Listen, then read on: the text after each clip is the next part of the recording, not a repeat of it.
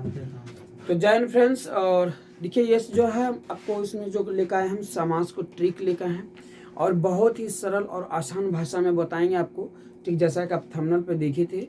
और इस प्रकार के ट्रिक्स आप फिर से दोबारा कभी दूसरे वीडियो देखने की जरूरत न पड़ेगी। क्वेश्चन बहुत निचोड़ रूप से इसमें हम लाने का प्रयास किए हैं समास का। तो प्यारे आपको यहाँ पर ध्यान दीजिए, हमने आपको ये जो पेज बनाए थे ये क्लास 12 एग्जाम 2024 में जो होने वाले जो एग्जाम है उसके लिए हम बहुत इंपॉर्टेंट सब क्वेश्चन के लेकर के बनाए थे, ताकि उसमें समाज का ज़्यादा जरूरत पड़ता है। ऐसे क्लास 10th को हो गया, क्लास 12th हो गया या अन्य कंपटीशन हो गया, हर प्रकार के एग्जाम में इस प्रकार की समास की ज़्यादातर ज़रूरत होती है, क्योंकि समाज से हर प्रकार के एग्जाम में क्वेश्चन ज़्यादा आता है। तो प्यारे हमारे वीडियो के इन तक देखिए, ठीक है। और जहाँ तक होगा हम आपको बहुत अच्छा और सरल भाषा में समझाने के प्रयास करेंगे। तो क्वेश्चन है आपका प्यारे समास, क्या है आपका समास। तो आपको याद रखिएगा समास वह, देखिए क्या कर रहा है, समास वह शब्द रचना है, समास वह शब्द रचना है जिसमें अर्थ की दृष्टि से परस्पर स्वतंत्र संबंध रखने वाले, हमने क्या बोला कि समास। देखिए समास का अर्थ होता है फिर संक्षेपण या संक्षिप्तीकरण कहिए, ठीक है ना। अब इससे क्या होता है कि दो शब्दों को मिलकर एक जो नया स्वतंत्र शब्द बनाता है वही तो समास है, वही क्या है, समास है। तो बोलिएगा समास वह शब्द रचना है, परिभाषा लिखिएगा। समास यदि कोई पूछ दे परिभाषा कि समास किसे कहते हैं, तो समास वह शब्द रचना है जिसमें अर्थ की दृष्टि से परस्पर स्वतंत्र रूप से, अर्थ के दृष्टि से परस्पर स्वतंत्र संबंध रखने वाली, अर्थ के दृष्टि से, किसके दृष्टि से, अर्थ के दृष्टि से परस्पर स्वतंत्र संबंध रखने वाली दो या दो से अधिक शब्द मिलकर जो अन्य एक स्वतंत्र शब्द बनाता है उसे हम समास कहते हैं। ऐसे परिभाषा लिख दीजिएगा।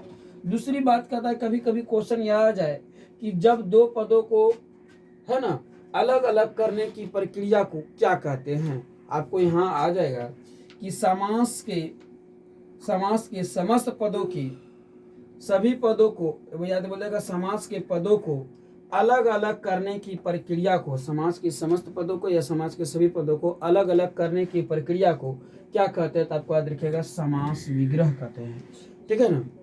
मतलब समास होते जो होता है उसको जो हम अलग अलग करने की जो प्रक्रिया करते हैं उसे हम क्या कहते हैं, समास विग्रह। जैसे हम कह दिए कि नीलकंठ, नील है जिसका कंठ, यह क्या हो गया, विग्रह हो गया। क्या हो गया, विग्रह हो गया। क्या हो गया, विग्रह। जैसे यहाँ पर देखिए एक उदाहरण देते हैं, जैसे यहाँ पर आइए, कहाँ पर गाया जाएगा भाई, चलिए। जैसे यहाँ पर देखिए यह था, क्या कर रहा है, यश प्राप्त, यश प्राप्त, यह एक शब्द है, यह क्या है, एक शब्द है। और यहाँ हमने क्या किया, विग्रह किए, देखिए यश को प्राप्त करने वाले, यश को प्राप्त करने वाले। तो हमने क्या बोला कि समास को, शब्द को अलग अलग करने की प्रक्रिया को, समास के शब्द को अलग अलग करने की प्रक्रिया को समास विग्रह कहते हैं। क्या कहते हैं। तो यहाँ पर देखिए, यहाँ पर आइए क्या कर रहा है, हमने क्या लिखा है कि समस्त पद की सभी पदों को अलग अलग करने की प्रक्रिया को, समस्त पद के सभी पदों को अलग अलग करने की प्रक्रिया को हम समास कहते हैं। तो आपको याद हो जाएगा। तो वहाँ क्वेश्चन पूछ देगा कि समास के सभी पदों को अलग अलग करने की प्रक्रिया को क्या कहते हैं। तो बोलेगा समास के समस्त पदों को अलग अलग करने की प्रक्रिया को हम समास विग्रह कहते हैं। क्या कहते हैं, तो समास विग्रह कहते हैं। समास के सभी पदों को अलग अलग करने की प्रक्रिया को हम लोग समास विग्रह कहते हैं। क्या कहते हैं फिर, तो आपका देखा समास विग्रह कहते हैं। अगला क्वेश्चन है, कह रहा है कि समास का तात्पर्य संक्षिप्तीकरण या संक्षेपण होता है। मतलब आपको क्वेश्चन आ जाएगा कि समास की वह प्रक्रिया जिसे संक्षिप्तीकरण या छोटा करना, ठीक है ना। तो एक्स्ट्रा पूछ देगा कि पूछ लेगा कि संक्षिप्ति, इनमें से किसका अर्थ संक्षिप्तीकरण या संक्षेपण होता है। तो आपको याद रखेगा समास का, किसका होता है, तो समास का तात्पर्य है कि संक्षिप्तीकरण करना, संक्षिप्ति मतलब छोटा करना। अब वहां पर जैसे आपको हम पढ़ाते यश को प्राप्त करने वाला, तो लोग सीधा कह देता है यश प्राप्त है ना, ठीक है। जैसे यहाँ पर हमने आपको यहाँ पर दिए थे, जैसे यहाँ पर दिए, हम ये बात को लोग बोलेगा कि विग्रह में बोलेगा यश को प्राप्त, तो सीधा को बोले यश से प्राप्त कर दिया। रथ को चलाने वाला, रथ को चलाने वाला कितना लंबा है। और इसी चीज को हम संक्षेपण में या संक्षेप में क्या बोलते हैं, रथ चालक। रथ चालक, यह जो रथ चालक हो गया, यह हो गया हमारा समास। क्या हो गया, और रथ को चलाने वाला, यह हो गया विग्रह, यानी समास का विग्रह हो गया। क्या हो गया, तो समास का विग्रह हो गया। आइए यहाँ पे फिर से, अब यहाँ पे आप लोग यहाँ कह रहा है कि समास दो या दो से अधिक शब्दों से मिलकर बनने वाले एक नवीन एवं सार्थक शब्द होते हैं। समास जो होते हैं, दो या दो से अधिक पद को मिलने वाले सार्थक शब्द क्या होते हैं, समास होते हैं। क्या होते हैं, समास होते हैं। तो आपको याद रखिएगा प्यारे कि समास को या समासो यहाँ हो गया है, ठीक है। तो आप समास बोलिएगा, समास को किसका, तो समास को, समास के कुल 6 भेद हैं। तो आपको याद रखिएगा कि समास के कुल कितने भेद हैं, तो आपको याद रखिएगा कि समास के कुल 6 भेद है। समास के कुल कितने भेद है प्यारे, तो आपको याद रखिएगा कि समास के कुल 6 भेद है। पहला हो गया तत्पुरुष समास, थोड़ा टाइपिंग में इस तरह से, लेकिन आपको शुद्ध बोलेंगे। पहला हो गया तत्पुरुष समास, दूसरा हो गया कर्मधारय समास, तीसरा हो गया द्विगु समास, चौथा हो गया बहुव्रीहि समास, पांचवा हो गया द्वंद्व समास, और छठा हो गया अव्ययभाव समास। तो हमने क्या बोला, पहला हमने क्या बोला, तो पहला आपको याद रखेगा तत्पुरुष समास। पहला क्या हो गया, तत्पुरुष समास। दूसरा हो गया कर्मधारय समास, दूसरा क्या हो गया, कर्मधारय। तीसरा हो गया द्विगु, तीसरा क्या हो गया, द्विगु। चौथा हो गया बहुव्रीहि, चौथा हो गया बहुव्रीहि। पांचवा हो गया इसका द्वंद्व, क्या हो गया, द्वंद्व। छठा हो गया अव्ययभाव। अब मान लिया जैसे याद ना रहे तो एक ट्रिक्स आपको याद रखिएगा, यह ट्रिक्स आएगा, तब से कर्म किया, मतलब जब से उसको जानकारी प्राप्त हुआ तब से वह कर्म में भिड़ गया। कर्म मतलब मेहनत में भिड़ गया, ठीक है। तब से कर्म किया, दूर बहुत दूर आया, ठीक है ना। बोल रहा है कि जब से मुझे जानकारी प्राप्त हुआ तब से हमने उसके पीछे कर्म किया, दूर बहुत दूर आया। तो सो आपको याद रखेगा तत्पुरुष, तो से क्या याद रखेगा, तत्पुरुष समास। कर्म से आपको याद रखेगा कर्मधारय समास, ठीक है, कर्मधारय समास। दूर से आपको याद रखेगा द्वंद्व समास, दूर से क्या हो जाएगा, द्वंद्व समास। बहुत से आपको याद रखेगा बहुव्रीहि समास, और दूर से आपको याद रखेगा द्वंद्व समास, और आया से आपको याद रखेगा अव्यय भाव समास। इस तरह से आपको याद रखेगा कि समास के कुल 6 भेद हैं। समास के कुल कितने भेद हैं, तो आपको याद रखेगा समास के कुल 6 भेद हैं। पहला है तत्पुरुष समास, दूसरा है कर्मधारय समास, तीसरा है द्वंद्व समास, ठीक है, द्विगु समास, क्या रखेगा, द्विगु समास। चौथा है बहुव्रीहि समास, छठा है, चौथा हो गया, पांचवा है द्वंद्व समास, और छठा है अव्यय भाव समास। तो आप किस तरह से आपको याद रखेगा, समास के कुल 6 भेद होते हैं, समास के कुल 6 भेद होते हैं। ओके, अगले पॉइंट को रहिए यहाँ पर। तो कह रहा है कि जिस समास में पूर्व पद, आप देखिए पूर्व पद और अंतिम पद क्या है। अब यहाँ पर समझिए भाई, पूर्व पद और अंतिम पद क्या है। चलिए एक यहाँ पर से हम उदाहरण लेते हैं, यहाँ से उदाहरण लेते हैं, ठीक है। अब यहाँ देखिए इसमें पूर्व पद क्या है। यहाँ हमने लिखा है मुंह मांगा, क्या लिखा है हमने, मुंह मांगा। तो एक शब्द यहाँ आया मुंह, और एक आ गया मांगा। यह जो पहला आया इसको हम बोलते हैं पूर्व, क्या बोलते हैं, पूर्व या पहले। और यह जो आया इसको बोलते हैं अंतिम, यानी उत्तर। क्या कहते हैं हम, उत्तर, क्या बोलते हैं, उत्तर। देखिए यहाँ पर जैसे लिखा है कि सूर रचित, क्या लिखा हमने, सूर रचित, सूर रचित। हमने क्या लिखा है यहाँ, सूर रचित, यानी सूर के द्वारा रचित। तो यहाँ देखिए सूर क्या हो गया, फिर इसमें 2 शब्द है, तो सूर क्या हो गया, यह हो गया मेरा उत्तम पद, यानी प्रथम पद। क्या हो गया, प्रथम पद, ठीक है। और यह क्या होगा मेरा अंतिम वाला, अंतिम पद। इसको जो है उसको प्रथम पद बोलते हैं, जिसको हम पूर्व पद भी बोलते हैं। क्या बोलते हैं हम लोग, इसको हम पूर्व पद भी बोलते हैं। क्या बोलते हैं हम लोग, तो पूर्व पद, यानी जो पहला हो गया प्रथम पद या पूर्व पद, और जो अंतिम आया उसको हम अंतिम पद बोलेंगे, ठीक है। यहाँ तक क्लियर आप लोग को। आइए यहाँ के बाद आप यहाँ लोग आइए आप लोग। तो कह रहा है कि जिस समास में पूर्व पद, पूर्व मतलब पहला पद, गौण हो, गौण मतलब लुप्त, पूर्व पद क्या होता हो, लुप्त होता, पूर्व पद लुप्त होता हो, तथा उत्तम पद, उत्तम पद मतलब अंतिम पद, उत्तम पद मतलब अंतिम पद प्रधान होता हो, प्रधान मतलब मेन, ठीक है ना, तत्पुरुष समास कहलाता है। आपको क्वेश्चन में पूछ दे कि समास ना पूछ के कह देगा तत्पुरुष समास किसे कहते हैं, बोलेगा जिस पद का प्रथम पद गौण हो या लुप्त हो और द्वितीय अंतिम पद अर्थात उत्तर पद प्रधान होता हो, उत्तर को हम अंतिम भी कहते हैं, उत्तर पद प्रधान होता है, उसे हम समास कहते हैं। क्लियर? तत्पुरुष समास कहते हैं, उसे क्या कहते हैं? तो तत्पुरुष समास कहते हैं। ठीक है, करा इसमें दोनों पदों के बीच का कारक चिन्ह लुप्त होता है। जो दो पद होते हैं तत्पुरुष समास में, लेकिन दोनों का जो बीच का जो होता है कारक चिन्ह, कौन सा चिन्ह? तो कारक चिन्ह जो है लुप्त होता है। क्या होता है? लुप्त मतलब छिपा हुआ होता है। तो यहाँ पर कह रहा है कि तत्पुरुष समास 6 भेद है। तत्पुरुष का भी कितने भेद है? 6। तो आपको वहां पर हम पढ़ाए कि समास के कितने भेद? तो समास का भी 6 भेद। और तत्पुरुष पहला था उसका तत्पुरुष, क्रमधार्य, द्विगु, ठीक है, द्विगु, द्वंद्व, बहुवीर्य, और फिर क्या था? अव्यय भाव। इस तरह से समास थे। ठीक है, इस तरह से थे। तो समास के 6 भेद, और समास के 6 भेद में पहला था तत्पुरुष।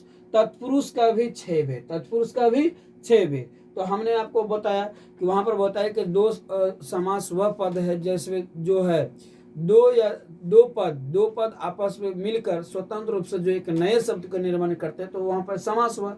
अब यहाँ की बात आई, अब यहाँ का यदि बात है तो यहाँ की बात आ गया प्यारे, यहाँ की बात है कि क्या कहा जाए कि मतलब समास कितने हैं? तो समास 6 हैं। 6 में भी पहला था तत्पुरुष, तत्पुरुष का भी 6 भेद। तत्पुरुष का भी कितने भेद? तो आपको आ जाएगा आपको कोई देगा कि तत्पुरुष के कितने भेद है? तो तत्पुरुष का भी 6 प्रकार। तत्पुरुष का भी कितने प्रकार? 6। अब यहाँ पर आइए तो कह रहा है कि अब देखिए तत्पुरुष को पहचानने के नियम क्या है? तो कौन कौन हो गया? तो पहला आपको होगा कर्म तत्पुरुष। पहला क्या हो गया पहले? तो आपको याद रखिएगा कर्म तत्पुरुष। दूसरा हो गया करण तत्पुरुष, दूसरा गया करण तत्पुरुष। तीसरा हो गया संप्रदान तत्पुरुष। चौथा हो गया अपादान तत्पुरुष। पांचवा हो गया संबंध तत्पुरुष। छठा हो गया आपका अधिकरण तत्पुरुष। तो आपको इस तरह से यदि आपको याद रखिएगा, बस करना कुछ नहीं है, कारक के चिन्ह आपको याद रखिएगा, कर्ता ने कर्म को, करण से संप्रदान को, ये सब याद रखिएगा। अब उसमें कारक पूछ देते, यहाँ पर आपको तत्पुरुष को हटा करके यहाँ पर कारक बैठा दीजिएगा, ये हो जाएगा आपका कारक। हम कह देंगे यहाँ पर जैसे कर्ता ने, कर्ता कारक ने, कर्म कर्म कारक को, करण कारक से कोई द्वारा। तो यहाँ पर जब हम तत्पुरुष के जगह पर कारक लगा देगा तो कारक हो जाएगा। आज यदि वही पर मतलब समास में पूछ देगा कि तत्पुरुष समास में, तो सिर्फ हमको सब जगह तत्पुरुष लगा देना है। क्या लगा देना है? तत्पुरुष लगा देना है। क्या लगा देना है? तो तत्पुरुष। तो यहाँ पर क्वेश्चन है कि तत्पुरुष समास के कितने भेद है? तो आपको एक लुप्तीकरण के आधार पर तत्पुरुष समास के 6 भेद है। कितने? तो 6 है। तो आपको याद रखिए कर्ता ने, पहला आपको याद रखिएगा कर्ता ने, यहाँ से गिनती कीजिएगा कर्ता छोड़ करके, कर्म को करण से या द्वारा, ठीक है, संप्रदान तत्पुरुष के लिए, अपादान तत्पुरुष से अलग होने का भाव में या से अलग होने के भाव में यानी जुदा करते हैं, इसका प्रयोग करेंगे। संबंध तत्पुरुष काके की और अधिकरण तत्पुरुष में पर। तो आपको क्वेश्चन आ जाएगा कि समास के कितने भेद? समास के कितने भेद? तो बोलिएगा समास के 6 भेद। ठीक है, समास का 6 भेद। ठीक है ना। संक्षिप्तीकरण करना या संक्षेपण करना क्या कहलाता है? तो समास कहलाती है। दो नए शब्दों को मिलने से एक जो नए स्वतंत्र रूप का स्वतंत्र शब्द को जो निर्माण करते हैं उसे क्या कहते हैं? तो उसे हम समास कहते हैं। अब यहाँ पे एक बात है कि समास के 2 पदों को विग्रह करने की, समास के 2 पदों में विग्रह करने की प्रक्रिया क्या कहते हैं? समास को तोड़ने की प्रक्रिया क्या कहते हैं? तो विग्रह कहते हैं। समास को तोड़ने की प्रक्रिया को विग्रह। यहाँ पे आपको देखिएगा अगला बात है आपको तत्पुरुष समास। तत्पुरुष समास के भी 6 भेद। ठीक है ना। तो कारक सभी भेद को आपको याद रखिएगा। ठीक है, और उसमें से एगो सिर्फ तत्पुरुष को, कर्म को हटा दीजिएगा, बाकी सब में क्या करना है? कारक की जगह तत्पुरुष लगा दीजिएगा तो आपको हो जाएगा। और वहां पर अति संबोधन को सिर्फ छोड़ दीजिएगा कारक में। ठीक है, तो जैसे कर्म तत्पुरुष, करण तत्पुरुष, संप्रदान तत्पुरुष, अपादान, संबंध, अधिकरण, इस तरह से आपको याद रखिएगा। अब आइए यहाँ पर बनावट के नियम पे आइए। तो क्वेश्चन कह रहा है यहाँ पर देखिए एक जो होता है नए तत्पुरुष होता है। अब देखिए नए समास क्या होता है? सीधी सी भाषा में समझिए, नए समास करता था ना कि जिसमें अर्थ होना नए समास कहलाता है। इसको अपवाद में हम पहले इसके लिए हम लिया है। तो आपको कभी कभी क्या होगा कि 4 ऑप्शन देगा और 3 ऑप्शन देंगे और 5वां में रहेंगे नए समास।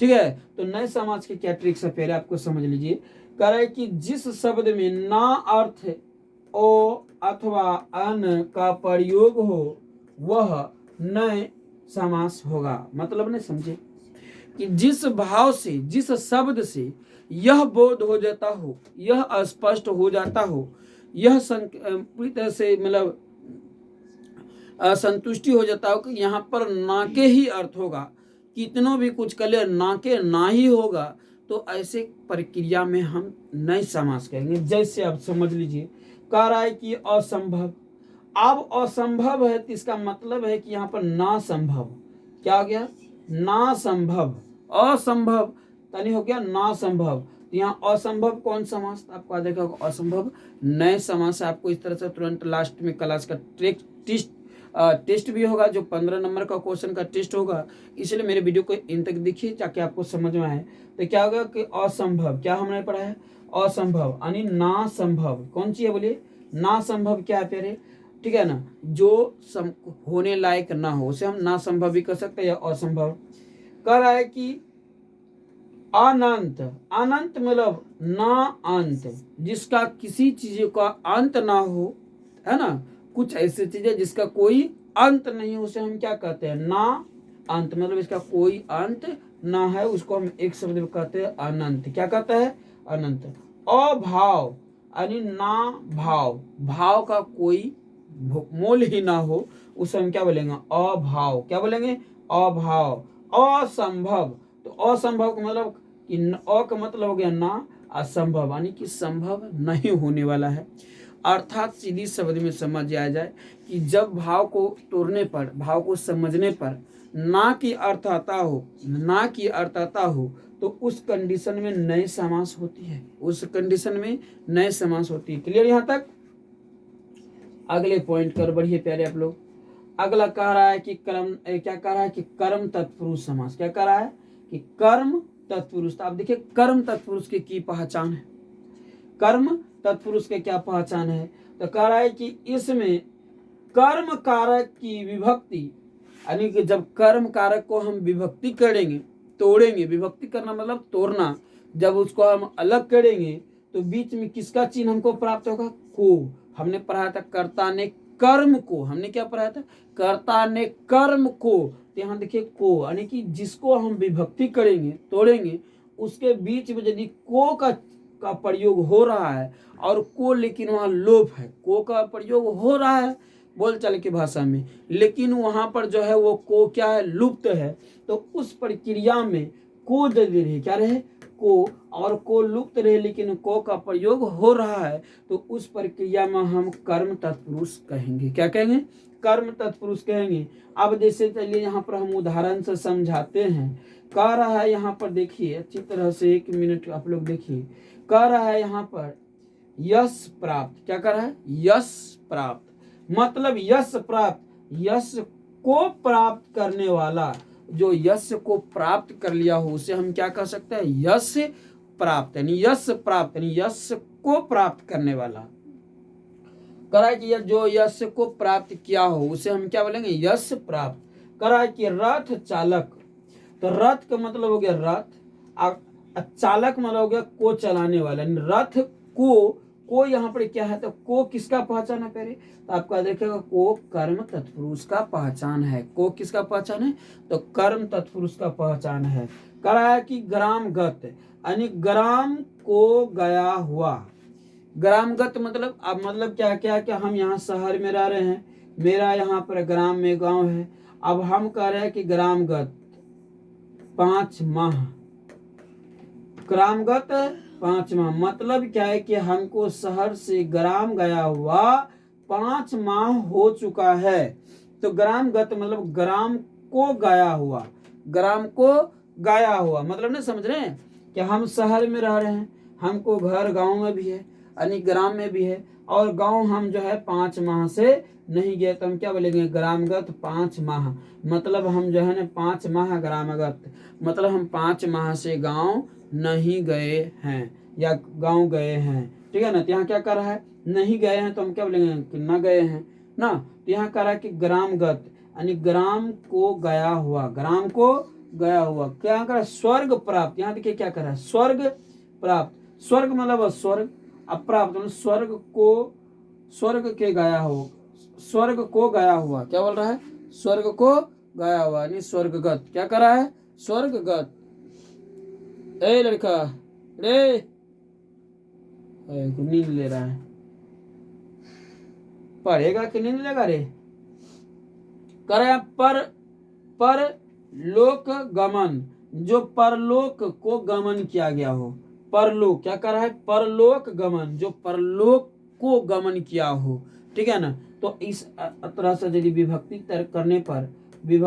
करने पर अर्थात तोड़ने पर यदि बीच में को का चिन्ह निकल रहा है तो हम उस कंडीशन में कर्म तत्पुरुष कहेंगे। क्या कहेंगे, कर्म तत्पुरुष कहेंगे। क्या कहेंगे, तो कर्म तत्पुरुष कहेंगे। ओके, अगला कह रहा है यहाँ पे देखिए करण तत्पुरुष, कह रहा है कि जहां करण कारक की विभक्ति, जहां पे करण कारक की विभक्ति से होता हो, मतलब क्या कहा जाए कि हम जब वो समास दिया हुआ हो और उसको जब हम विभक्ति करें, तोड़े, विभक्ति करने का मतलब है कि जब हम उसको तोड़े तो उसमें हमको से का अर्थ निकलता हो और साधन से हुआ हो, क्या हो, उस साधन से जुड़ा हो, और उसको जब हम विभक्ति करते हैं यानी तोड़ते हैं तो उसमें से का अर्थ निकलता हो। किसका अर्थ निकलता हो, से का अर्थ निकलता हो। तो उस कंडीशन में हम क्या बोलेंगे, उस कंडीशन में हम क्या बोलेंगे, तो उस कंडीशन में हम बोलेंगे करण तत्पुरुष है। क्या बोलेंगे, करण तत्पुरुष है। जैसे मुंह मांगा यानी मुंह से मांगा, मुंह मांगा यानी कि मेरा साधन क्या है, मुंह है और मांगना है, और क्या है, तो मुंह से मांगा। यहाँ से का जो चिन्ह है प्यारे, ये से का जो चिन्ह है वो क्या है, करण तत्पुरुष है। वो क्या है, तो करण तत्पुरुष है। क्लियर यहाँ तक, हाँ या नहीं बोलिए आप लोग, ठीक है, यहाँ तक क्लियर। चलिए अगला कह रहा है कि सूर रचित, क्या कह रहा है कि सूर रचित यानी सूर के द्वारा रचित। सूर रचित मतलब सूर के द्वारा, सूर से या सूर से रचित, ठीक है ना, या सूर के द्वारा, क्योंकि करण का होता है, करण के क्या होता है, करण तत्पुरुष से, करण तत्पुरुष से किसी को साधन से, साधन से हो रहा है, यहाँ पे सूर के द्वारा, तो सूर उसका क्या हो रहा है, से या द्वारा, से कोमा द्वारा, ऐसा कंडीशन होता हो जिसकी सहायता से कोई कार्य को निपटाया जाता हो तो उस कंडीशन में आप करण तत्पुरुष कहेंगे।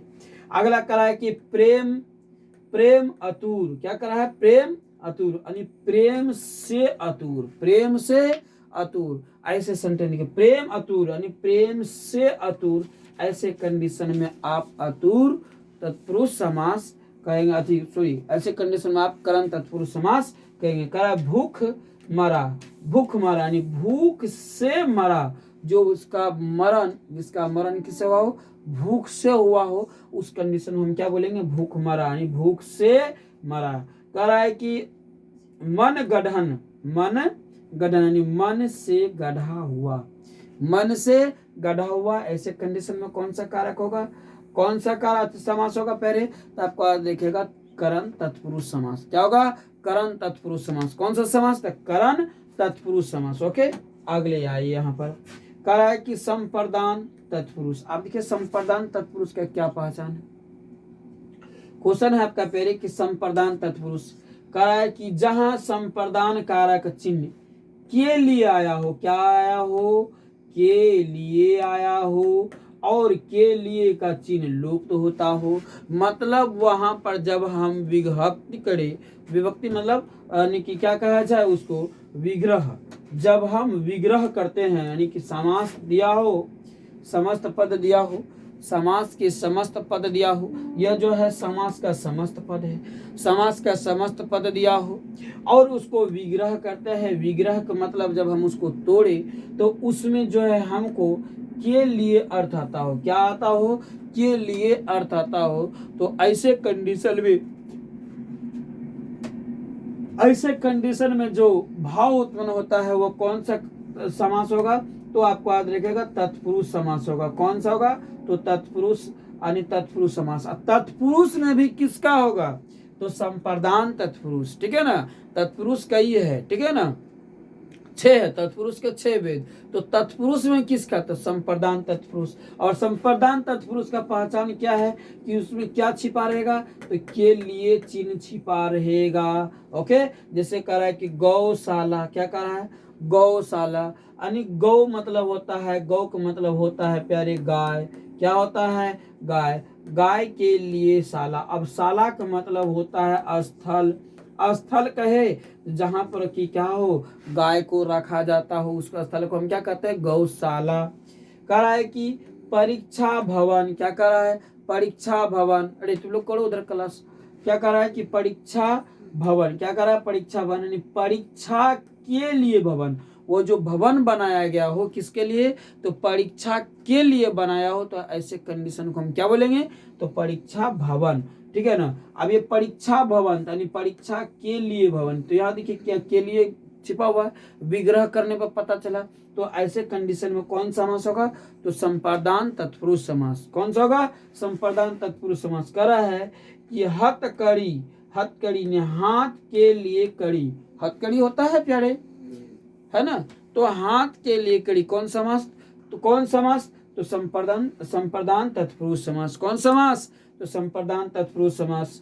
कह रहा यज्ञशाला, यज्ञशाला, यज्ञ के लिए शाला।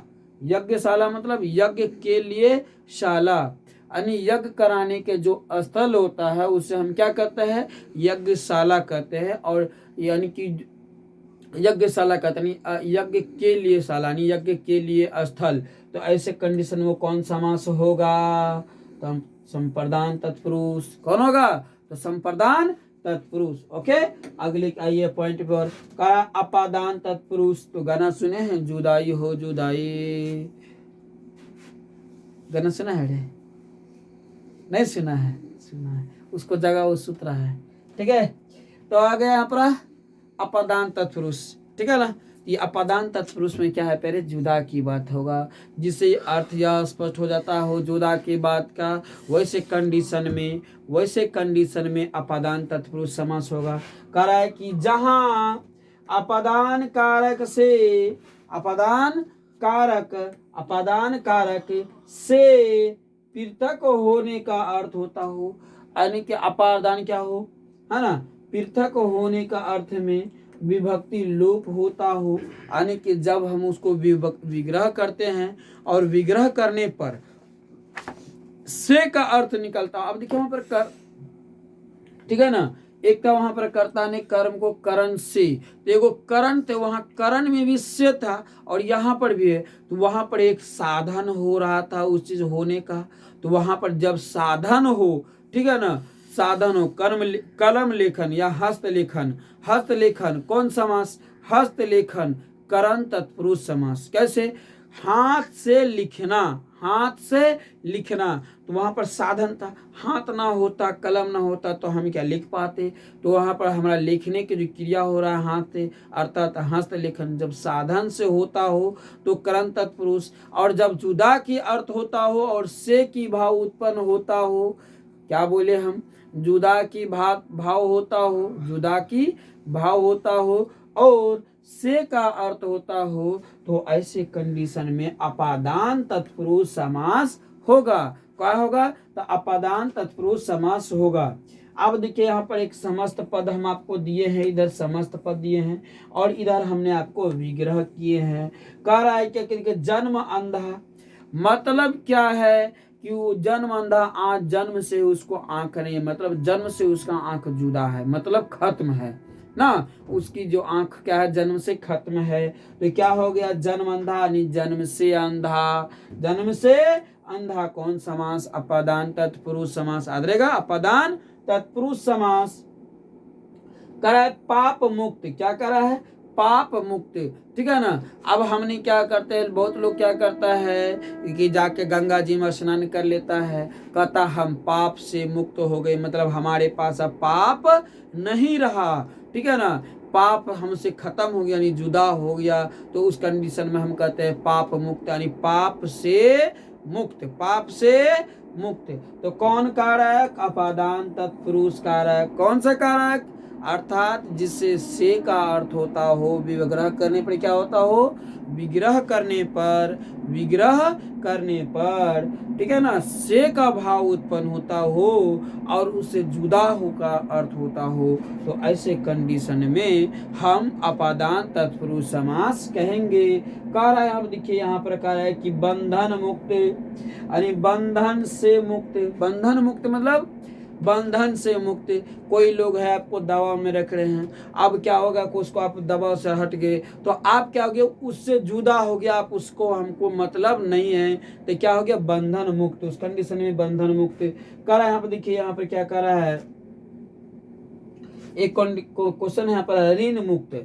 आपके ऊपर बहुत कर्जा है, आप क्या किए, मेहनत किए, परिश्रम किए और करने के बाद सब कर्जा को समाप्त कर दिए, तो क्या हो गया, आप कर्जा से खत्म हो गए, कर्जा आपसे जुदा, कर्जा आपसे जुदा, यानी कि आप क्या किए, कर्ज से, ऋण से, ऋण मतलब कर्ज से आप मुक्त हो गए, तो उस कंडीशन में क्या कहता है, ऋण मुक्त कहते हैं। क्या कहता है, ऋण मुक्त, यानी ऋण से मुक्त, ऋण से मुक्त। जलहीन, जल से हीन मतलब जल से जो खत्म हो, ठीक है ना, जल से ही खत्म हो, ऐसे कंडीशन में, अर्थात सीधी शब्द में समझा जाए कि विग्रह करने पर से का भाव होता हो, विग्रह करने पर से का भाव होता हो, ठीक है, क्या होता हो, से का भाव होता हो और अलगाव यानी जुदा की भाव होता हो, ठीक है ना, तो विग्रह करने पर वैसे कंडीशन में हम अपादान तत्पुरुष समास कहेंगे। क्या कहेंगे, अपादान तत्पुरुष समास कहेंगे। चलिए अगले क्वेश्चन को बढ़ते हैं। कह रहा है कि संबंध तत्पुरुष समास। क्या कह रहा है, कह रहा है कि जहां संबंध कारक विभक्ति, जहां संबंध कारक विभक्ति का के की को लुप्त होता हो, क्या होता हो, जहां पर संबंध की भाव होता हो और काके की क्या होता हो, लुप्त होता, वहां पर को था प्यारे, कर्म में को था, और यहाँ पर काके की आ रहा है, वहां पर था को, यहाँ आ रहा है का के की, का को की आता हो तो संबंध तत्पुरुष, और सिर्फ को आता हो तो कर्म तत्पुरुष, को आता हो तो क्या हो जाएगा, को आता हो, सिर्फ को का भाव हो और वो भी लोप तो हो, मतलब छिपा हुआ हो, तो कर्म तत्पुरुष, लेकिन काके की आता हो, काके की आता हो, तो इस कंडीशन में आप संबंध तत्पुरुष कहेंगे। क्या कहेंगे, संबंध तत्पुरुष। कराए के प्रेम सागर, यानी प्रेम का सागर, प्रेम सागर, प्रेम का सागर कौन समास, तो आपको देखिएगा संबंध तत्पुरुष समास। भरत रत्न, भरत रत्न, क्या करा, भरत रत्न, भारत का रत्न, भरत रत्न, भरत रत्न, जो कोई अच्छे खेल खेलता है, अच्छे लेखन करता है, हर प्रकार की चीजों में जो उसको जो अच्छा करता है तो उसको जो प्राइज मिलता है, तो बहुत से लोगों को भारत रत्न प्राइज मिलता है, यानी भारत का रत्न। राजपुत्र, राजा का पुत्र, राजा का पुत्र, ऐसे सब कंडीशन। जैसे विद्या सागर, यानी विद्या का सागर, विद्या सागर, विद्या का सागर। शिवालय, शिव का आलय, आलय मतलब यहाँ पर भी स्थल होता है। ऐसे सब कंडीशन में कौन समास, तो संबंध तत्पुरुष समास, अर्थात जिसमें काके की का चिन्ह आता हो संबंध तत्पुरुष, और जिसमें को का चिन्ह आता हो, बोले से जिसमें को का चिन्ह आता हो क्या होगा, तो जिसमें को का चिन्ह आता हो कर्म तत्पुरुष, क्या होता हो, कर्म तत्पुरुष, और जिसमें से का अर्थ आता हो लेकिन उसकी साधन से कोई कार्य को निपटाया जाता हो, जैसे कोई भी चीज साधन से हो रहा है, ठीक है ना, साइकिल वाहन यानी साइकिल से आना, साइकिल वाहन साइकिल से आना, मोटर वाहन मोटर से आना, तो उसका साधन क्या बन रहा है, मोटर साइकिल। कोई चीज साधन से यदि कोई कार्य को निपटाया जाता हो तो उस कंडीशन में हम लोग क्या कहेंगे, करण तत्पुरुष कहेंगे। क्या कहेंगे, करण तत्पुरुष कहेंगे। लेकिन करण तत्पुरुष कहेंगे, लेकिन जब कोई जुदा के अर्थ होता हो, ठीक है ना, अलगाव की भाव होता हो और से निकलता हो तो अपादान तत्पुरुष कहेंगे। और जब काके की आता हो तो करंट तत्पुरुष कहेंगे। यहाँ तक क्लियर आप लोगों को? आगे और बढ़िए, अगले और बढ़िए। कह रहा है कि अधिकरण तत्पुरुष, अधिकरण का पहचान होता है में पर। क्या होता है प्यारे? आप याद रखिएगा, में और पर। में और पद, जब समस्त पद दिया हो, जब समस्त पद दिया हो और विग्रह करने पर में और पर आता हो, विग्रह करने पर में और पर आता हो, तो ऐसे कंडीशन में अधिकरण तत्पुरुष होगा। क्या होगा? अधिकरण तत्पुरुष होगा। क्लियर? क्या होगा? तो अधिकरण तत्पुरुष होगा। अब देखिए यहाँ पर आपको यदि पूछ दे कि अधिकरण तत्पुरुष किसे कहते हैं या अधिकरण तत्पुरुष को परिभाषित दीजिए, तो वैसे समस्त पद जिसे विग्रह करने पर में या पर लोप होता हो, तो वैसे कंडीशन में क्या होगा? अधिकरण तत्पुरुष होगा। जैसे कहा है कि पुरुषोत्तम की किसको पद प्राप्त है? तो आपको याद रखिएगा, राम जी को हम लोग कहते हैं पुरुषोत्तम। कहा है कि पुरुषोत्तम, पुरुषों में जो उत्तम हो, उत्तम का अर्थ होता है यहाँ पर अच्छा, जो पुरुषों में उत्तम हो अर्थात जो पुरुषों में सबसे अच्छा हो, उसे हम किसकी संज्ञा देते हैं? तो पुरुषो उत्तम की संज्ञा देते हैं। जिसे किसको प्राप्त है? तो भगवान श्री राम की प्राप्त है। क्वेश्चन कराए कि लोकप्रिय, जो लोक मतलब जनता, लोग कहिए, जनता कहिए, लोक का जो प्रिय हो, जनता का जो प्रिय, उसे हम क्या बोलेंगे? लोकप्रिय। जैसे हमारे अभी वर्तमान माननीय प्रधानमंत्री नरेंद्र मोदी जी एक लोकप्रिय है, अभी चर्चा में है, तो क्या हो जाएगा? ऐसे सब कंडीशन में हम क्या कहेंगे? उसको लोकप्रिय बोलेंगे। और जब जिसमें में और पे का पर का भाव आता हो, में या पर का भाव आता हो, तो अधिकरण तत्पुरुष होगा। कौन सा तत्पुरुष होगा? तो अधिकरण तत्पुरुष होगा। क्लियर? अगला कह रहा है कि आप बीती, यानी जब आप पर कुछ बीता हो और कहते हैं कि हम आप बीती हैं, मतलब क्या है कि आप पर उस बीता हो, 10 लोग चर्चा कर रहा है और आप कह रहे हैं कि देखिए हम समझाते हैं, आप बीते हो, हम इंसान हैं, हम पे बीता हुआ है, यानी हम पर ये बीता हुआ है। इस कंडीशन में आप कह सकते हैं आप बीती। तो आप बीती यानी कि आप पर बीता हुआ है ना। हम जान रहे हैं यहाँ पर कुछ हुआ है, हम कहें आप बीती हैं, आप बीती, आप तो भली बात ही समझते हैं, तो इस कंडीशन में हम क्या बोलेंगे? आप बीती। कह रहा है कि जैसे मान लिया आप लोग परीक्षा की तैयारी कर रहे हैं, तो आप पर पता है, आप पर बीत रहा है कि आपको क्या हो रहा है, कितनी मेहनत करना पड़ रहा है। लोग सिर्फ पास हुआ, फेल हुआ, क्या हुआ, नहीं हुआ, उसको क्या पता? जिस पर बीता, जिसको समझा है ना, तो वो समझेगा। तो इसलिए मेहनत कीजिए, अच्छा रंग रहेगा। चलिए, कह रहा है कि कला निपुण, क्या कर रहा है कि कला निपुण, क्या कर रहा है? कला निपुण, यानी कला में जो निपुण हो। मतलब कुछ ऐसे इंसान है कि एक व्यक्ति इतना काम को जानता है कि उसका कोई चर्चा, कुछ विचार ही नहीं किया जा सकता, वो कितनी कार्य को कर सकता है। उस कंडीशन में क्या बोलेंगे? कला निपुण। क्या बोलेंगे? कला निपुण बोलेंगे। ठीक है ना। गृह प्रवेश यानी गृह में प्रवेश, गृह में जो गृह में यानी कि घर बनाया और घर में जो प्रवेश करता है, तो उसे हम क्या बोलेंगे? गृह प्रवेश। तो इस कंडीशन में हम क्या बोलेंगे? अधिकरण तत्पुरुष। क्या बोलेंगे? अधिकरण तत्पुरुष। ओके। आइए यहाँ पर आया कर्मधारय तत्पुरुष। क्या आया? तो कर्मधारय समास। क्या आया? तो कर्मधारय समास। क्या आया फिर? तो कर्मधारय समास। अब देखिए यहाँ से उल्टा पुल्टा क्वेश्चन कैसे पूछा जा सकता है। कह रहा है कि जिस समास में पूर्व पद विशेषण, जिस समास में पूर्व पद क्या हो? विशेषण हो, और उत्तर पद कहे तो अंतिम पद क्या कहे? अंतिम पद विशेष्य होता है और कर्मधारय समास होता है। जिस पद का प्रथम पद क्या हो? विशेषण हो। प्रथम पद क्या होता हो? विशेषण होता हो। अंतिम यानी उत्तर पद विशेष्य होता हो, तो ऐसे कंडीशन में कर्मधारय समास होता है। क्वेश्चन आपको क्वेश्चन पूछ देगा कि वह समस्त पद जिसका पूर्व पद विशेष्य पूर्व पद विशेषण और उत्तम पद विशेष होता हो, कौन सा समास होगा? कौन सा समास होगा? सब ऑप्शन दे देगा, वहां पर कर्मधारय दे देगा, कर्मधारय दे देगा, तो कौन सा समास दीजिएगा? तो कर्मधारय समास होगा। कह रहा है कि इसका विग्रह करने पर दोनों पदों के बीच के समान, कह रहा है इसको जब विग्रह करने पर, जब विग्रह करेंगे तो दोनों पदों के बीच के समान, बीच के समान जो है, जो आदि शब्द का प्रयोग होता है। मतलब ना समझे, जब हम कोई समस्त पद दिया हो, ठीक है, और पहला पद विशेषण हो, पहला पद क्या हो?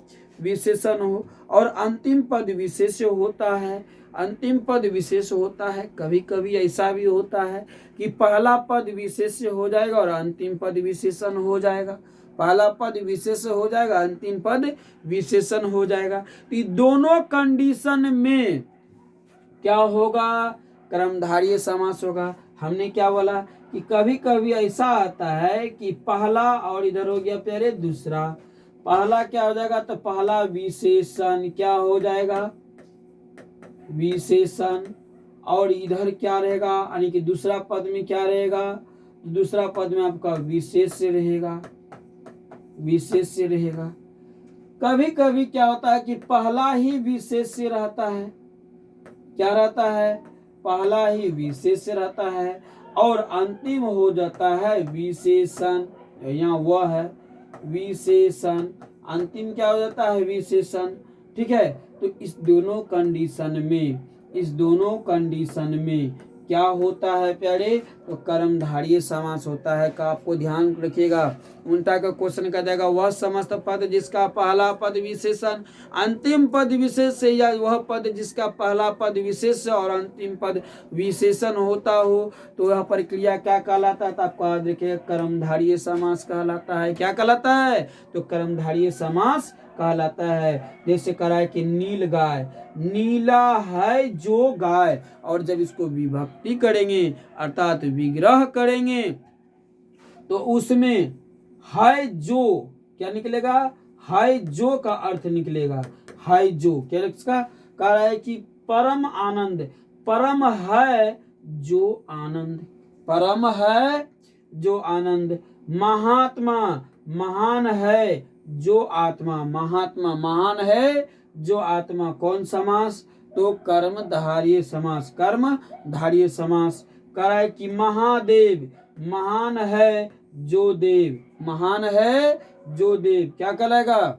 महात्मा, महान है जो देव। क्या कहलाएगा? तो महान है जो देव। क्या हो जाएगा? तो कर्मधारय समास हो जाएगा। क्या हो जाएगा? कर्मधारय समास हो जाएगा। नीलंबर, नीलंबर, नील है जो अंबर, नील है जो अंबर। कौन समास? कौन समास? तो कर्मधारय समास। क्या हो जाएगा प्यारे? कर्मधारय समास। श्वेत अंबर, श्वेत है जिस जो अंबर, जो अंबर क्या हो? श्वेत यानी वस्त्र, जो वस्त्र क्या हो? श्वेत हो, उसे क्या बोलेंगे हम? कर्मधारय समास। अर्थात जिसका अर्थ करने पर है जो या कैसे का अर्थ से उसका आंसर निकलता हो, किससे? कैसे का अर्थ से निकलता हो, कर्मधारय समास होगा। कौन समास होगा? तो कर्मधारय समास होगा। क्लियर? आइए अगले पाठ पे आइए आप लोग। कह रहा है कि द्विगु समास, अब इसकी ट्रिक समझिए क्या है। द्विगु समास कह रहा है कि जिस समस्त पद का पूर्व पद संख्यावाचक, यानी पूर्व मतलब पहला वाक्य क्या होता हो? संख्यावाचक होता हो। पहला वाक्य क्या होता हो? तो पहला वाक्य संख्यावाचक होता हो, तो द्विगु समास होगा। हमने क्या बोला? जिस पद का पहला वाक्य संख्यावाचक, जिस पद का पहला वाक्य संख्यावाचक, संख्यावाचक उसे हम क्या बोलेंगे? द्विगु समास। जैसे आप देखिए यहाँ पर देखिए समस्त पद दिया हुआ है। कह रहा त्रिलोक, त्रि का मतलब हो गया तीन, त्रि का मतलब हो गया तीन, लोक का मतलब हो गया समूह, यानी तीन लोगों का जो समूह हो उसे हम क्या बोलेंगे? त्रिलोक बोलेंगे। क्या बोलेंगे? त्रिलोक बोलेंगे। नवरत्न, नौ रत्नों का समूह, नवरत्न, नवरत्न किसके दरबार में रहा करते थे? अकबर के दरबार में रहा करते थे। नवरत्न, नौ है जो रत्न। कितने रत्न? नव है जो रत्नों से हम क्या बोलेंगे? नवरत्न। चौराहा, चौराहा, चौ का मतलब चार होता है, राह का मतलब रास्ता, मतलब इस प्रकार के रास्ता को हम क्या बोलेंगे? चौराहा। तो इसे ठीक है ना।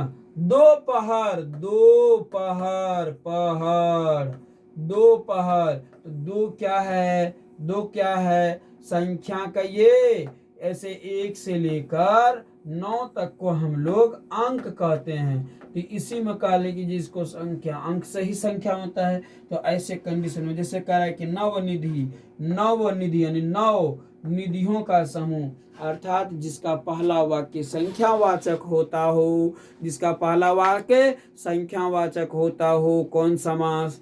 तो द्विगु समास। कौन समास? द्विगु समास। आपको याद रखेगा। अगले की बात को समझिए, कह रहा है बहुवीर्य समास। क्या कह रहा है? बहुवीर्य समास।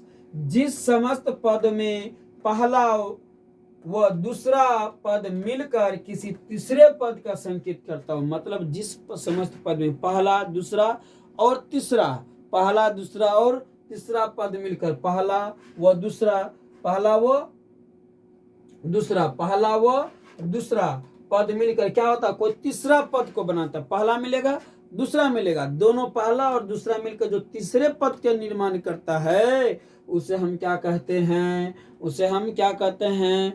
तो उसे हम बहुवीर्य समास कहते हैं। क्या कहते हैं? बहुवीर्य समास। अब इसको यदि हमारे ट्रिक्स में समझिएगा, जिसमें पर्यायवाची शब्द का प्रयोग होता हो, पर्यायवाची, पर्यायवाची शब्द का प्रयोग होता हो, या देवी देवता का नाम होता हो, देवी देवता, जिसमें देवी देवता का नाम होता हो, पर्यायवाची शब्द का प्रयोग होता हो, या दो ये प्रथम और दो पद मिलकर जो तीसरे पद का निर्माण करता हो, ऐसे कंडीशन में बहुवीर्य समास होगा। क्या होगा? बहुवीर्य समास होगा। जैसे महावीर, संकट मोचन, हनुमान, ज्ञान गुण सागर, सुने हैं सब, ठीक है ना। तो ये सब महावीर। महान है वीर जो, वीर मतलब ताकत, महान है, महान वीर, महान वीर है जो, जो महान वीर है जो, तो उसे क्या कहते हैं हम? हनुमान। क्या कहते हैं? हनुमान। गिरधर, गिर को धारण करने वाला यानी कृष्ण, गिर को, चक्र को, है ना, गिरधर। कह गिरधर, गिर को धारण करने वाला कौन है? कृष्ण है।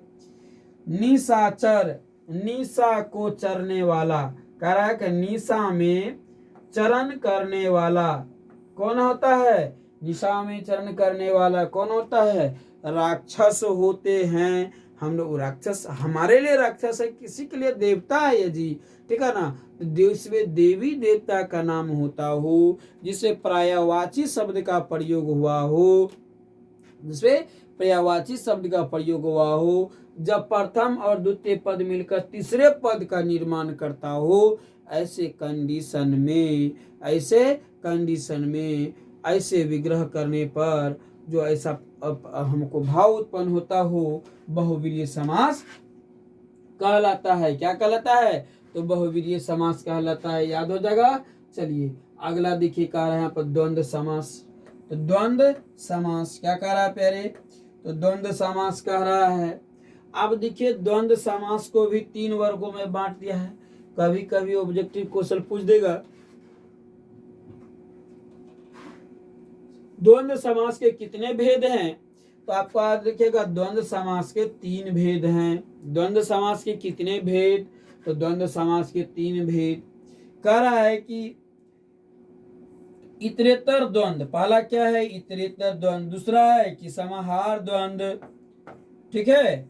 और तीसरा है वैकल्पिक द्वंद्व अथवा, ठीक है ना, या वैकल्पिक द्वंद्व, या यहाँ पर या अलग होगा, वैकल्पिक द्वंद्व या अथवा, ऐसे। तो आपको याद रखिएगा द्वंद्व समास के कितने भेद? तो द्वंद्व समास के 3 भेद। द्वंद्व समास के 3 भेद कह रहा है। जिस समस्त पद में दोनों पद समान हो, जिसमें दोनों पद समान होता, प्रथम और उत्तर, प्रथम और उत्तर, पूर्व या उत्तर कहिए, पहला या अंतिम, पहला या अंतिम दोनों पद क्या होता हो, समान होता हो, तथा विग्रह करने पर और अथवा या योजक का चिन्ह निकलता हो। मतलब ना समझे, जब उसको हम विग्रह करते हो तो या तो उसमें या निकलता हो, या अथवा से निकलता हो, या वो से निकलता हो, या योजक का चिन्ह, जिसको हम लोग घटा कहते हैं गणित में, जिसको गणित में हम लोग क्या कहते हैं, घाटा कहते हैं, उसको हम हिंदी में योजक कहते हैं। क्या कहते हैं, योजक। क्या कहते हैं, उसको हिंदी में योजक कहते हैं। क्लियर यहाँ तक? आइए यहाँ के बाद अब आगे तो कह रहा है कि समस्त पद समझ लीजिए। कह रहा है कि जन्म मरण, जन्म और मरण, जन्म मरण बीच में देखिए किसका चिन्ह लगा हुआ है, ये जो घाटा का चिन्ह है इसको योजक चिन्ह कहते हैं। तन मन, तन मन, ये बीच में किसका चिन्ह है यहाँ पर, तो घाटा का चिन्ह। सब में देखिए बीच में किसका चिन्ह लिखा हुआ है, तो घाटा का चिन्ह है। इसको हम हिंदी में योजक कहते हैं। क्या कहते हैं, योजक कहते हैं। क्या कहते हैं, योजक कहते हैं। पाप पुण्य, पाप और पुण्य, पाप और पुण्य, यह समास कौन समास कहलाएगा, तो आपको याद रखिएगा प्यारे, यह समास कौन सा समास कहलाएगा, यह समास द्वंद्व समास कहलाएगा। रात दिन, रात दिन, अभी जैसे है जिसका एग्जाम सिर पर घूम चक्कर लगा रहा है, वो सब रात दिन मेहनत कर रहा है। तो रात दिन कौन समास, रात दिन कौन समास, जल्दी बोलिए, रात दिन द्वंद्व समास। कौन समास, द्वंद्व समास। अगला है अव्यय भाव समास। अगला है प्यारे अव्यय भाव। उसके बाद, इसके बाद आप लोगों को हम 15 क्वेश्चन का टेस्ट लेंगे जिसमें आपको जवाब देना है। क्वेश्चन कह रहा है अव्यय भाव समास। क्या कह रहा है प्यारे, अव्यय भाव समास। कह रहा है कि सामाजिक कह रहा है कि समास, यहाँ क्या कह रहा है, समास जिस समास का पहला पद अव्यय भाव, जिस समास का पहला पद क्या होता हो, अव्यय भाव और तथा प्रधान हो, जिस समास का प्रथम पद क्या होता हो, या पहला पद अव्यय भाव होता हो या प्रधान होता हो, अव्यय भाव समास कहलाता। हमने क्या बोला कि जिस समस्त पद का प्रथम पद, जिस समस्त पद का प्रथम पद अव्यय भाव या प्रधान होता हो, जिस समस्त पद का अव्यय भाव प्रधान या अव्यय भाव, जिस समस्त पद का पहला पद, जिस समस्त पद का पहला पद अव्यय भाव या प्रधान होता हो। क्या होता हो, अव्यय भाव या प्रधान होता हो, तो अव्यय भाव समास कहलाता। अब जैसे यहाँ पर आइए, कह रहा है कि देखिए, और मेरा ट्रिक समझ लीजिए कि जिसका पहला पद, जिसका पहला पद उपसर्ग हो, पहला पद उपसर्ग हो, क्या हो, उपसर्ग हो। ठीक है, जिसका पहला पद क्या होता हो, उपसर्ग होता हो, तो ऐसे कंडीशन में अव्यय भाव समास होगा। क्या होगा, अव्यय भाव समास होगा। अब देखिए उपसर्ग क्या है, जैसे हो गया भर, पर, प्रति, पर नहीं होगा, ठीक है। ये सब किस में चले जाएगा, इस सब उपसर्ग में। जैसे कह रहा है कि प्रतिदिन, यानी प्रति प्लस दिन, प्रतिदिन, क्या हो जाएगा, प्रतिदिन। यथाशक्ति, यथा भी क्या है, यथा क्या है, उपसर्ग, यथाशक्ति, यथाशक्ति, तो क्या होगा, यथाशक्ति, यानी शक्ति के अनुसार। तो आपको याद होगा कि जिसका पहला पद क्या हो, उपसर्ग होता हो, अव्यय भाव समास होगा। चलिए आपका यहाँ पर टेस्ट की ओर बढ़िए। आपका अब यहाँ पर टेस्ट के लिए 15 क्वेश्चन आ रहा है प्यारे। और हम आपको बता दें कि हमारा tricks online classes, tricks online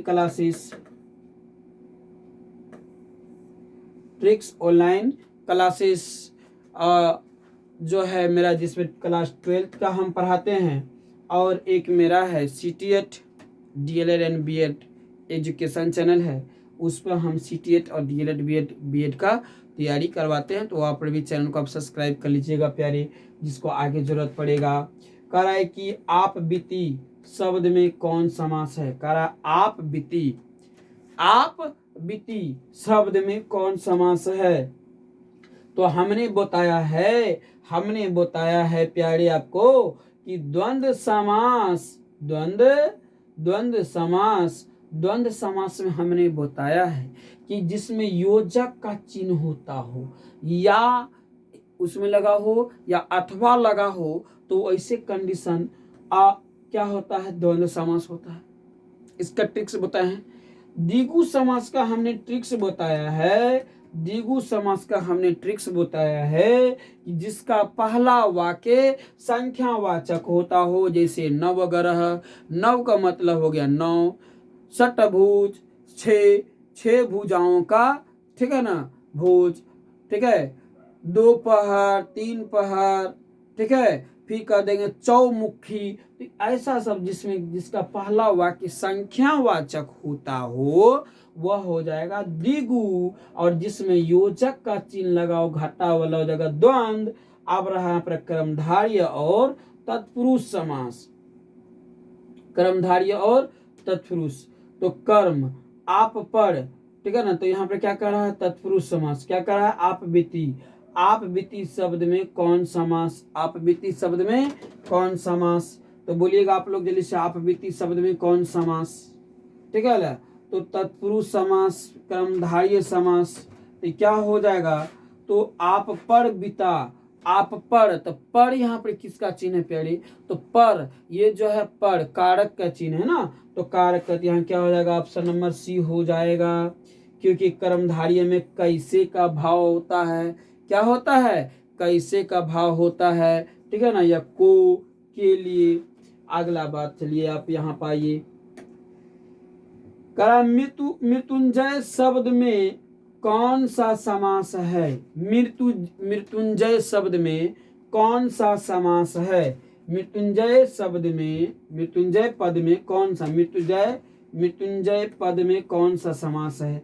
तो हमने बताया कि जिसमें देवी देवता का नाम हो या पर्यायवाची शब्द का प्रयोग किया हो वो इसमें बहुव्रीहि समास होता है। और जिसमें को कर्म कर्ता ने कर्म को, जिसमें को का चिन्ह आता हो तो कर्म तत्पुरुष, और संख्यावाचक द्विगु और द्वंद्व में हो गया जिसमें योजक का चिन्ह लगा हो तो मृत्युंजय, जो मृत्यु पर विजय प्राप्त किया हो, फिर से जीवित हुआ हो, तो उसको हम क्या बोलेंगे, जो फिर से जीवित हुआ हो, क्या बोलेंगे हम, बहुव्रीहि समास बोलेंगे। क्या बोलेंगे, बहुव्रीहि समास बोलेंगे। ओके, एक मिनट, क्या बोलेंगे उसको हम, तो उसको हम बहुव्रीहि समास कहेंगे। ओके, एक मिनट देख लिया जाए, ठीक है। तो यहाँ तक हो जाएगा आप लोगों को, यहाँ तक किसी को दिक्कत नहीं होना चाहिए।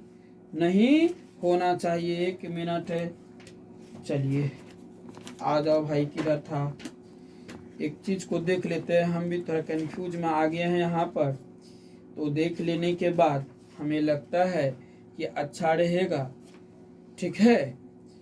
और यहाँ से आइए तो 198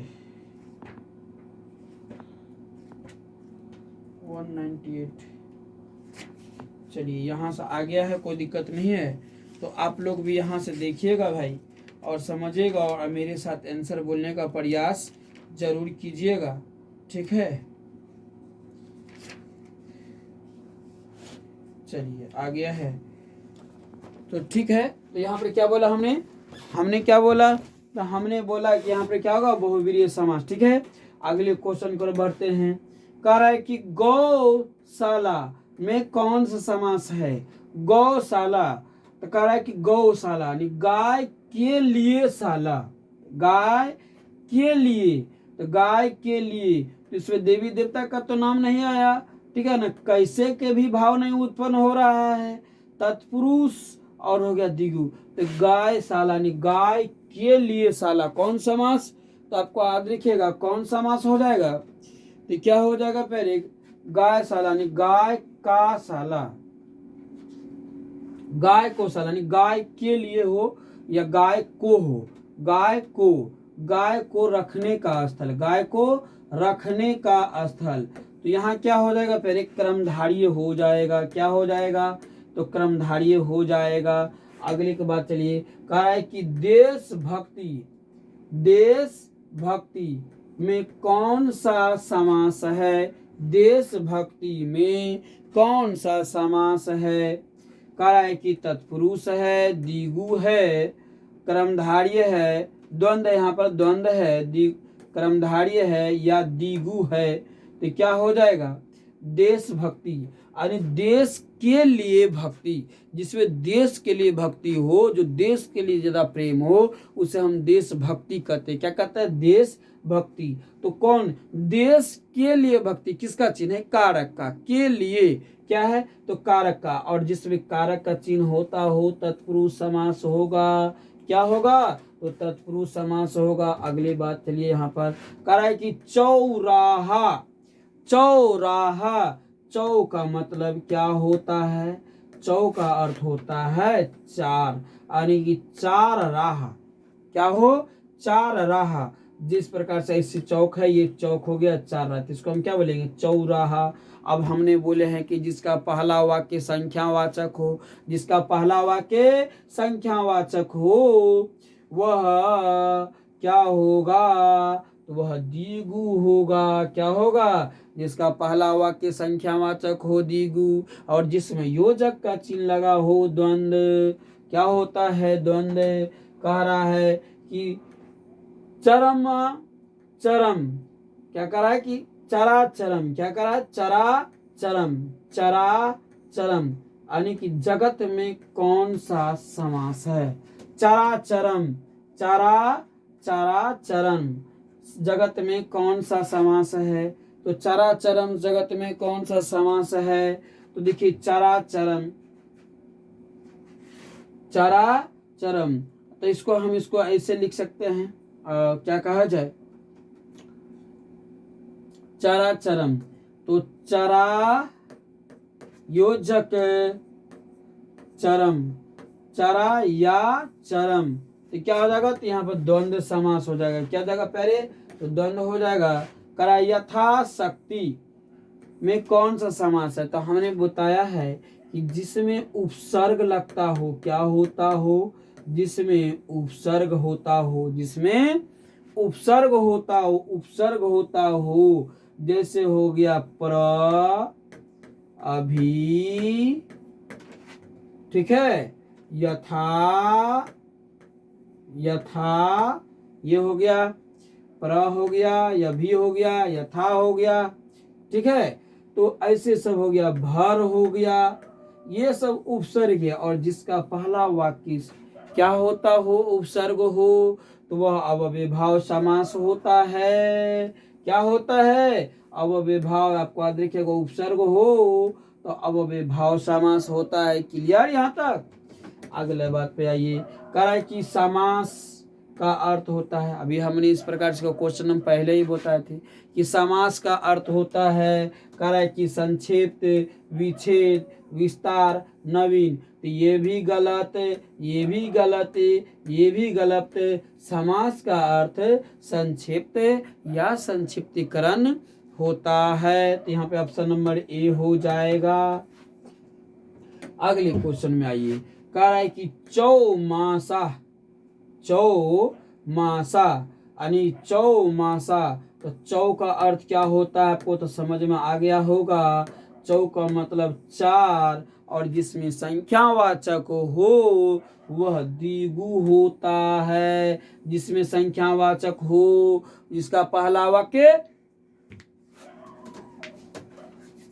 जिसमें पहला वाक्य संख्यावाचक होता है द्विगु, और जिसमें योजक का चिन्ह हो गया घाटा वाला द्वंद्व, जिसमें कैसे का अर्थ निकल गया या भाव से आ गया वो कर्मधारय, और तत्पुरुष में जिसमें कारक का भाव आ गया प्यारे, ठीक है, वह तत्पुरुष हो जाएगा। अगले क्वेश्चन की ओर बढ़ जाइए, आप लोग बढ़ जाइए। कह रहा है कि वाक्य विग्रह का अर्थ है, वाक्य विग्रह का अर्थ है, कह रहा है कि शब्दों को जोड़ना, वाक्य को रचना करना, वाक्य खंडों को अलग अलग करके उनका संबंध बताना, संधि और समास बताना। तो क्या होता है, तो विग्रह का मतलब होता है प्यारे कि उसका विग्रह तो करेंगे लेकिन उसका संबंध भी बताएंगे, उसके भाव भी बताएंगे, उसके अर्थ भी बताएंगे, और फिर उस पद का हम जो एक क्या कहे जाए, एक जानकारियां प्राप्त करते हैं, उसको जो एक अर्थ भाव प्राप्त करते हैं, उसे हम क्या कहते हैं, तो विग्रह करते हैं। वाक्य को खंडों को अलग अलग करना क्या कहलाता है, तो विग्रह कहलाता है। तो ऑप्शन नंबर सी हो जाएगा। क्या हो जाएगा, सी हो जाएगा। कह रहा है कि पंकज में कौन सा समास है, पंकज में, पंकज में कौन सा समाज है, समास है। तो देखिए पंकज मतलब होता है कमल जो कीचड़ में खिलता है, जो कीचड़ में खिलता है, पंकज, कमल, ये सब एक पर्यायवाची शब्द है। हमने बोला है कि जिसमें देवी देवता का नाम आता हो या जिसमें पर्यायवाची शब्द का प्रयोग किया गया हो वह प्रायः बहुवीर्य समास होता है। तो पंकज क्या हो जाएगा प्यारे, बहुवीर्य समास हो जाएगा। हमने क्या बोला है कि जिसमें बाबू कि जिसमें देवी देवता का नाम आता हो, जिसमें देवी देवता का नाम आता हो, जो पर्यायवाची शब्द हो, ठीक है ना, या जो प्रथम या द्वितीय पद मिलकर तीसरे पद का एक नया निर्माण करता हो, ऐसे कंडीशन में बहुवीर्य समास होता है। तो ऑप्शन नंबर क्या हो जाएगा, ऑप्शन नंबर डी हो जाएगा। क्वेश्चन कह रहा है यहाँ पर कि किस शब्द में तत्पुरुष समास है, कौन सा शब्द में तत्पुरुष समास है, कौन सा शब्द में तत्पुरुष समास है। तो यहाँ पर देखिए प्यारे कि आगे में यहाँ पर त्री लगा है जिसका भाव 3 होता है। तो जिसमें 3 होगा वह द्विगु होगा। क्या होगा, वह द्विगु होगा, द्विगु होगा। पीतम्बर जिसमें देवी देवता का नाम हो वह बहुवीर्य होगा। मधुमक्खी, मधुमक्खी यानी मधु को मक्खी, तो को का चिन्ह हो गया, यहाँ पर ये हो गया दौड़ धूप, दौड़ धूप करने वाले, दौड़ धूप करने वाले। तो यहाँ क्या कह रहा था कि किस शब्द में तत्पुरुष समास है, तो मधु की मक्खी, मधु को मक्खी यानी मधु की मक्खी, मधु की मक्खी कौन समास हो जाएगा बबुआ, तो आपको देखिएगा मधु की मक्खी, मधु की मक्खी यानी कि क्या कहा जब मधु की मक्खी का के की आ जाए, कारक का चिन्ह आ जाए तो तत्पुरुष समास, तो क्या हो जाएगा यहाँ पर डी नंबर हो जाएगा। क्वेश्चन कह रहा है कि किस समास में कोई पद प्रधान नहीं होता, किस समास में कोई भी पद प्रधान नहीं होता है। क्वेश्चन कह रहा है कि किस समास में कोई भी पद प्रधान नहीं होता है। तो आपको याद रखिएगा बहुवीर्य पद में कोई भी पद प्रधान नहीं होता है। इसमें 2 1 और 2 पद मिलकर, 1 और 2 पद मिलकर एक तीसरा पद का निर्माण करता है। इसमें कोई भी पद प्रधान नहीं होता है।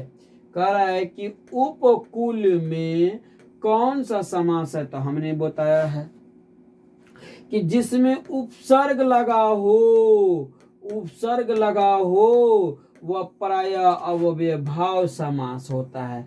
तो उप क्या है, उप क्या है, तो उपकुल, उप क्या है, तो आपका याद रखिएगा उप क्या है, तो उप जो है प्यारे उपसर्ग है इसलिए अव्यय भाव समास होगा।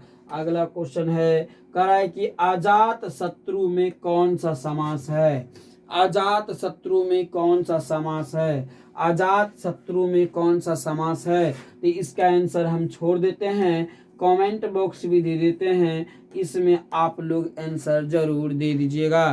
प्यारे हमारा ट्रिक्स ऑनलाइन क्लासेस जो इसमें हम क्लास 12th का पढ़ाते हैं, और एक मेरा और चैनल है जिसपे आप लोग को प्यार की ज़रूरत है, वो है CTET बिहार DLED या CTET DLED बोलिएगा तो आ जाएगा, ठीक है। उस पर आप लोग आकर के उसका भी आप लोग प्यार बरसाइए और आपको सहयोग मिलता रहे इस प्रकार से, तो हम आप लोगों को इस प्रकार सेवा देते रहें। प्यारे हमारा लैपटॉप जो है ख़राब हो गया सिस्टम, जिसकी वजह से ना हम लाइव क्लास आ रहे हैं, वाईफाई नेट प्रॉब्लम भी है जो बीच बीच में कट रहा है, उससे भी नहीं आ पा रहे हैं। उसको हम कल अच्छी तरह से मरम्मत करवा लेंगे। मिलते हैं प्यारे नेक्स्ट क्लास में। यहाँ तक के लिए आपको सफ़र रहने के लिए मेरे साथ सभी को जय हिंद, जय भारत।